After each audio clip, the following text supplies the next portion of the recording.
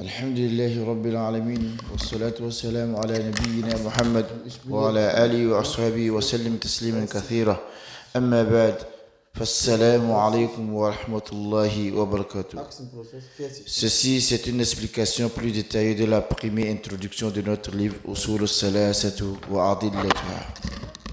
Le Cheikh Mohammed bin Abdul Wahhab rahimahullah, il a dit dans le livre Bismillahirrahmanirrahim: اعلم رحمك الله أنه يجب علينا تعلم 4 مسائل.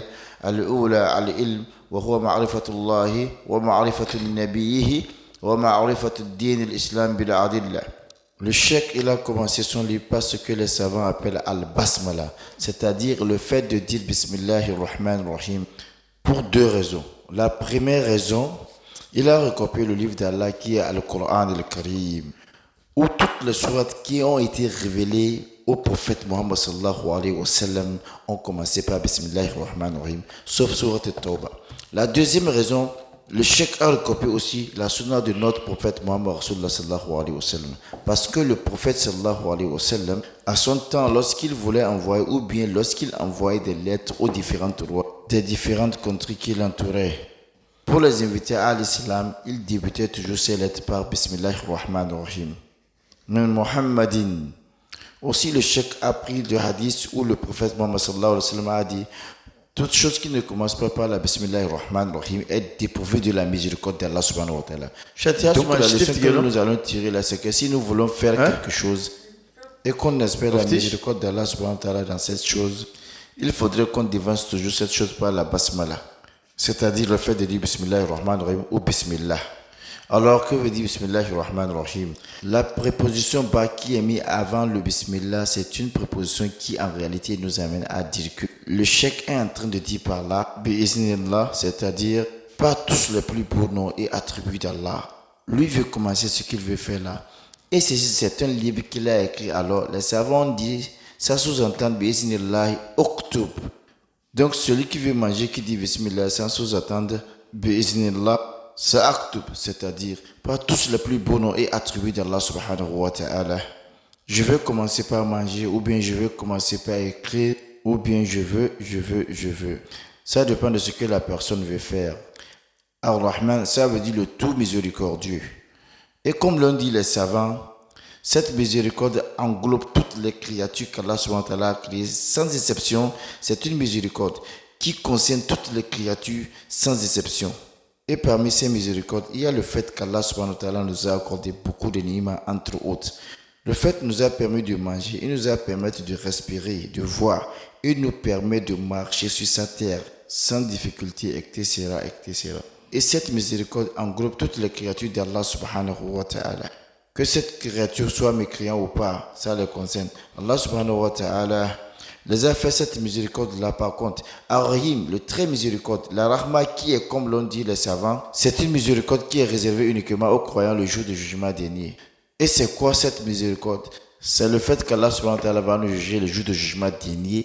Et nous qui avons cru à Allah et à son messager, aussi qu'en ses livres et au destin qui s'est bon ouvert, etc. Il va nous dire entrer au paradis.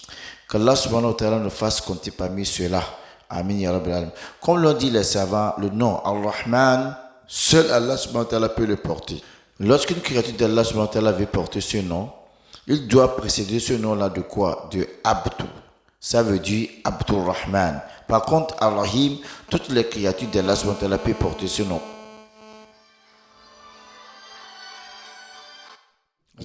Et ils n'ont pas besoin de faire précéder ce nom-là de Abdu.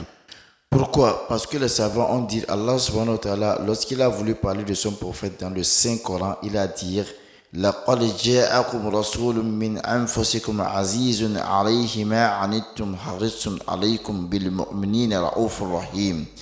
Et les savants ont dit de là que Allah subhanahu wa ta'ala a appelé le prophète sallallahu alayhi wa sallam Ar-Rahim. Ça veut dire que nous aussi, créatures que nous sommes, nous pouvons porter ce nom qui est Ar-Rahim. Mais quant à Ar-Rahman, on doit forcément préciser ce nom-là par Abdur Rahman. Le cheikh a dit Ilam, sage. Le cheikh, il a utilisé ce qu'on appelle en arabe fi'l amr, c'est-à-dire un verbe qui donne de l'ordre. Le cheikh a dit sage. Pourquoi? Parce que le cheikh a vu que dans le Coran et dans la Sunna, le prophète Muhammad Rasulullah sallallahu alayhi wa sallam, toutes les fois que le prophète utilisait le fi'l amr, c'est-à-dire un verbe qui donne de l'ordre, ou bien lorsque Allah subhanahu wa ta'ala utilise dans son livre Al-Qur'an al-Karim un verbe qui donne de l'ordre, alors l'information qui vient après, c'est une information très importante. C'est pourquoi le cheikh lui aussi, il a utilisé le fi'l amr. Pour nous dire quoi? Pour nous dire que l'information qu'il veut nous apporter après, c'est une information qui est très importante. Par exemple, Allah subhanahu wa ta'ala a dit dans le Saint-Coran, Fa'alam, sache, annahu la ilaha illallah. Vous voyez donc, Allah subhanahu wa ta'ala a utilisé le fi'l amr. Pourquoi? Parce qu'il veut nous montrer que le fait qu'on doit savoir qui est le seul qui mérite toutes les formes d'adoration est très important pour nous. Donc c'est la même chose que le cheikh a fait ici. Il a dit, un élam, sache, pour nous dire, prêtez attention. Le message qui veut venir est très important. Et avant de nous apporter le message de cheikh, il a commencé en disant, Rahimakallah. Il a prié pour nous. Pourquoi? Il a prié pour nous montrer d'abord, qui nous aime beaucoup, d'accord, et qu'on a de l'importance pour lui. Et aussi pour attendrir notre cœur. C'est-à-dire pour amener notre cœur à être apaisé et à être prêt à écouter le message qu'il veut nous apporter. Et rahimakallah, comme l'ont expliqué les savants, ça veut dire qu'Allah subhanahu wa ta'ala te pardonne tes péchés passés et qu'il te préserve des péchés à venir. C'est ce que rahimakallah veut dire. Donc c'est une grande prière. Conclusion à tirer là, les savants disent, il incombe la loi à nous aussi, lorsque nous voulons conseiller, que ce soit notre femme, nos enfants, nos amis ou les fidèles musulmans, à travers les prêches, qu'on habitue notre langue à prier pour eux. Lorsque ton enfant a fait quelque chose et que tu veux le conseiller, le sermonner, il ne faut pas commencer par l'insulter, non. Lorsque tu l'insultes, son orgueil à lui ne va plus accepter le message que tu veux lui apporter, pour le conseil que tu veux lui donner. Mais lorsque tu pries une bonne prière pour lui, du coup son cœur s'attendrit et il s'apaise pour écouter le conseil que tu veux lui donner. Donc le cheikh a dit, rahimakallah, qu'Allah te fasse miséricorde. Annahu yajibu alayna. Le cheikh a dit, annahu, en vérité, ça veut dire quoi? Ce que le cheikh veut nous dire, il n'y a pas de doute là-dessus, que c'est une vérité. Ça veut dire qu'il n'y a aucun doute là-dessus. C'est effectivement une vérité. Donc, annahu yajibu alayna. Donc en vérité, ce que le cheikh veut nous dire, c'est wajib sur nous. C'est yajibu alayna. C'est obligatoire sur nous. Et al-wajib ou bien al-wajub, ou bien quand on dit quelque chose et c'est wajib, ou bien c'est yajibu alayna, dans la charia, ça veut dire quoi? Ça veut dire lorsque tu le fais ces choses-là, tu auras les récompenses chez Allah subhanahu wa ta'ala. Mais lorsque tu ne le fais pas, alors tu as la colère d'Allah subhanahu wa ta'ala. Il est wajib sur nous de prier 5 fois par jour. Donc celui qui prie 5 fois par jour, il a les récompenses auprès d'Allah subhanahu wa ta'ala. Mais celui qui refuse de prier 5 fois par jour, il est sous la colère d'Allah subhanahu wa ta'ala. C'est ce qu'on appelle wajib en islam, ça. Lorsqu'en islam on dit quelque chose c'est wajib, ça veut dire que Allah subhanahu wa ta'ala t'écrit des bénédictions. Et si tu ne le fais pas, alors tu vas encourir la colère d'Allah subhanahu wa ta'ala. Qu'Allah ne nous compte pas parmi ceux qui vont encourir sa colère. Amin. Le cheikh a dit, ta'allumu arba'a masail, qu'il est obligatoire sur nous d'apprendre 4 choses. Et al-ula, le cheikh a dit quoi? Al-ilm, la science. Et la science, ici, le chef l'a défini en disant que le fait que tu connais Allah, wa huwa ma'rifatullah, le fait que tu connais Allah, wa ma'rifatul nabi, le fait que tu connais le prophète sallallahu alayhi wa sallam, wa ma'rifatul din l'islam bil adillah, et le fait que tu connais l'islam. Tout ceci avec des preuves. C'est ça al-ilm, selon la définition de cheikh. Mais comme l'ont dit aussi certains savants, al-ilm wa qala Allah wa qala Rasul wa qala sahabatuhum ulul irfani. Les savants ont dit que la science c'est Allah dire, le prophète à dire. Les savants de façon humanisme ont dit car en vérité c'est eux les vrais connaisseurs. C'est encore une définition de la science ça. Mais ici dans le livre, le cheikh nous dit la science dont lui nous parle ici, c'est le fait que tu connais Allah, que tu connais son prophète et que tu connaisses l'islam. Tout ceci avec des ta'lim, avec des preuves maintenant. Comment est-ce qu'on peut connaître Allah subhanahu wa ta'ala? Les savants ont dit connaître Allah subhanahu wa ta'ala revient à connaître 3 types de tawhid. At-tawhid al-rububiyya, at-tawhid al-uluhiyya, at-tawhid al-asma'ullah wa sifat. Qu'est-ce qu'on appelle at-tawhid al-rububiyya? At-tawhid al-rububiyya, c'est ce type de tawhid qui t'amène à croire fermement dans ton cœur et accepter que c'est Allah subhanahu wa ta'ala le seul qui est le créateur qui est le possesseur et qui est l'administrateur, c'est-à-dire le régisseur. Il est le créateur de toutes choses. C'est lui qui a créé les cieux et la terre et tout ce qui est dedans aussi. Et tout ce qu'il a créé, ce qu'on connaît et ce qu'on ne connaît pas, tout c'est lui qui a créé tout ça. Et tout ceci lui appartient. C'est pourquoi il est le possesseur. C'est lui le propriétaire de tout ça là. Et tu dois savoir que tout ce que Allah a créé, c'est lui qui décide de comment est-ce que chaque chose doit se passer. C'est lui qui a créé les arbres et c'est lui qui a voulu que les arbres aient des racines qui seront enfoncées dans le sol. Et c'est lui qui a créé des montagnes. Et c'est lui seul qui sait comment il a disposé ces montagnes-là.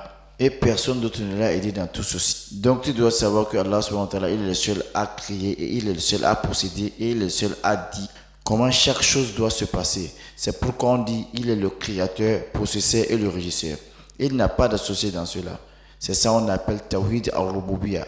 Et effectivement, si tu as accepté Tawhid al-Rububiyya, comme quoi c'est Allah subhanahu wa ta'ala qui est le créateur, le possesseur, le régisseur, alors cela te pousse à savoir qu'il est le seul que tu dois adorer dans ta vie. Donc ça veut dire que le Tawhid al-Rububiyya veut nous montrer que c'est Allah seul qui est le seul qui mérite l'adoration.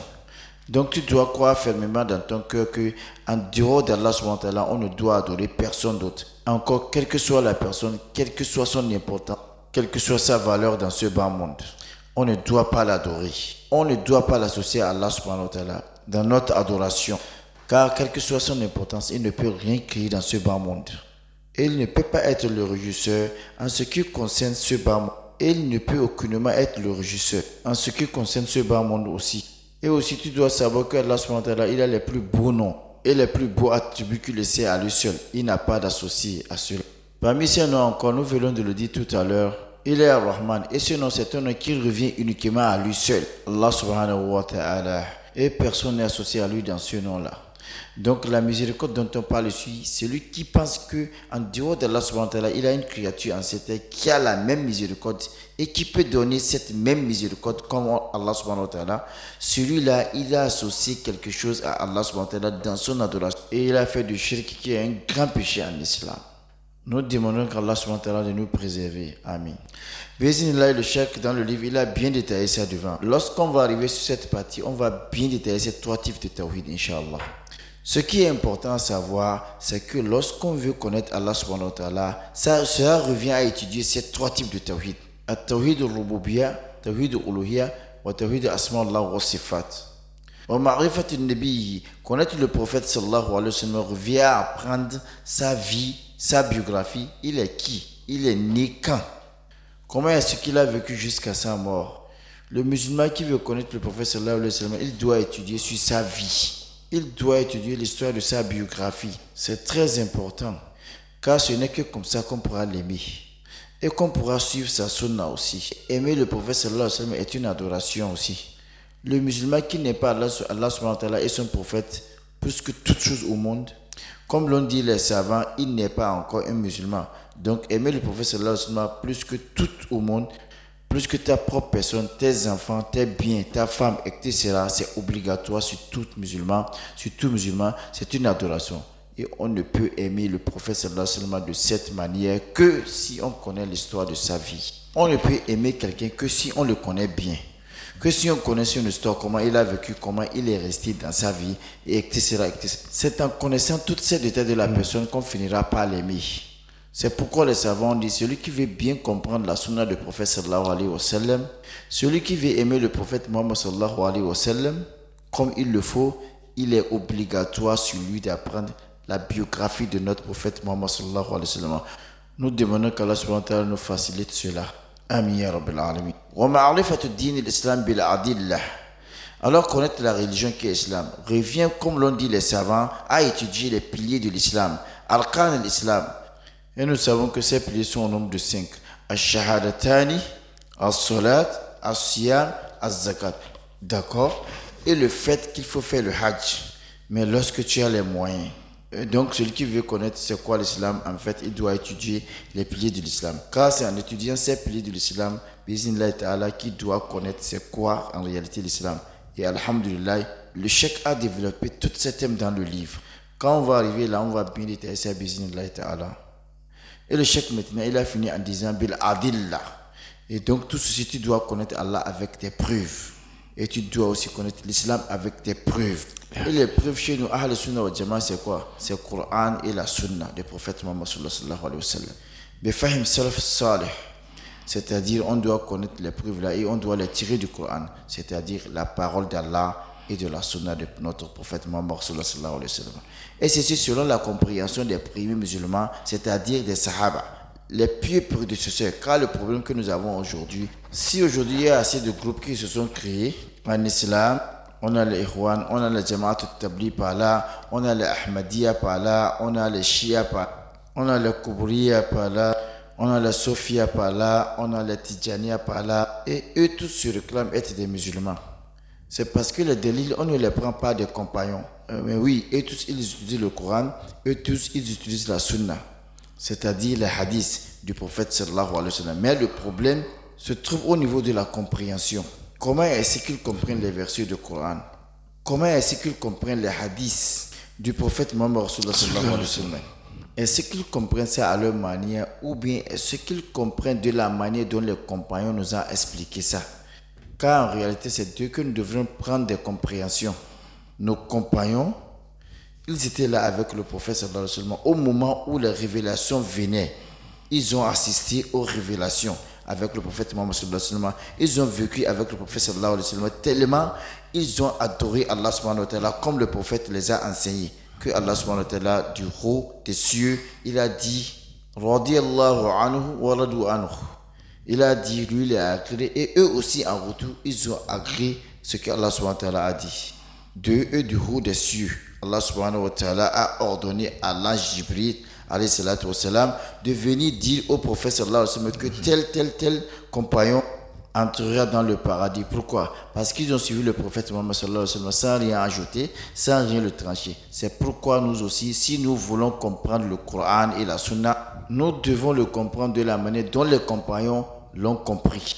Le tafsir, nous devons les comprendre de la manière dont les compagnons ont expliqué. Les hadiths, nous devons les comprendre de la manière dont les compagnons ont expliqué. Lorsque quelqu'un viendra devant nous où il va dire, Allah subhanahu wa ta'ala a dit, dans le Saint-Coran, a dit selon je vois que c'est comme ça, on va lui dire, ya ikhwa, tu es en train d'innover dans la religion d'Allah subhanahu wa ta'ala. Dis-nous plutôt la vérité que tu viens de nous citer. Comment est-ce que Abu Bakr a expliqué ça? Comment est-ce que Omar a expliqué ça? Comment Ibn Abbas a expliqué ça? Etc. C'est comme ça que tu vas nous expliquer ça et on va accepter de toi cette science-là. Mais si tu veux venir nous parler de ce que toi tu penses d'un verset d'Allah subhanahu wa ta'ala, un verset qui a été révélé à un moment que tu n'étais même pas encore né, alors nous disons que tu es en train de crier autre chose dans la religion d'Allah subhanahu wa ta'ala. Et le prophète nous a dit dans un hadith, à chaque fois qu'il faisait son khutbah, depuis son temps, qu'est-ce qu'il a dit? Il a dit, méfiez-vous des nouvelles choses. Il a dit, toute nouvelle chose dans la religion est une innovation. Et toute innovation est un égarement, et tout égarement mène en affaire. Nous demandons à Allah subhanahu wa ta'ala de nous en de l'égarement et qu'il nous préserve du flamme du feu de l'enfer. Alors c'est très important cette partie de notre cours. Les délits en islam, les preuves en islam, c'est le Coran wa Sunna. Du Fahim Salaf Salih, c'est-à-dire le Coran et la Sunna. Cela, la compréhension des premiers musulmans, c'est-à-dire les compagnons. Wa sallallahu ala nabina Muhammad wa ala alihi wa sahbihi wa sallim. سبحانك اللهم وبحمدك أشهد أن لا إله إلا أنت أستغفرك وأتوب إليك. السلام عليكم ورحمة الله وبركاته.